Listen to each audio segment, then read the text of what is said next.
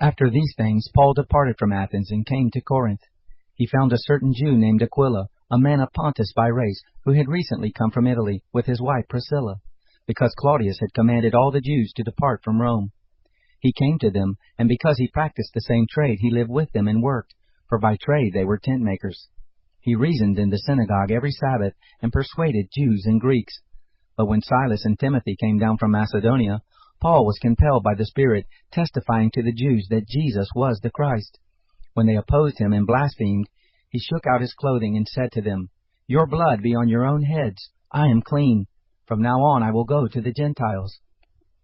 He departed there and went into the house of a certain man named Justus, one who worshipped God, whose house was next door to the synagogue. Crispus, the ruler of the synagogue, believed in the Lord with all his house. Many of the Corinthians hearing believed and were baptized. The Lord said to Paul in the night by a vision, "Don't be afraid, but speak and don't be silent, for I am with you, and no one will attack you to harm you, for I have many people in this city." He lived there 1 year and 6 months, teaching the word of God among them. But when Gallio was proconsul of Achaia, the Jews with one accord rose up against Paul and brought him before the judgment seat, saying, "This man persuades men to worship God contrary to the law." But when Paul was about to open his mouth, Gallio said to the Jews, "If indeed it were a matter of wrong or of wicked crime, Jews, it would be reasonable that I should bear with you. But if they are questions about words and names and your own law, look to it yourselves, for I don't want to be a judge of these matters." He drove them from the judgment seat. Then all the Greeks laid hold on Sosthenes, the ruler of the synagogue, and beat him before the judgment seat. Gallio didn't care about any of these things.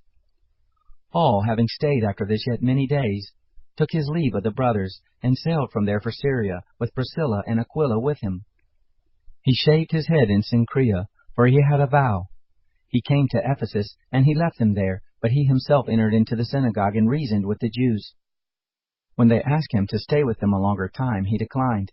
But taking his leave of them and saying, "I must by all means keep this coming feast in Jerusalem, but I will return again to you if God wills," he set sail from Ephesus.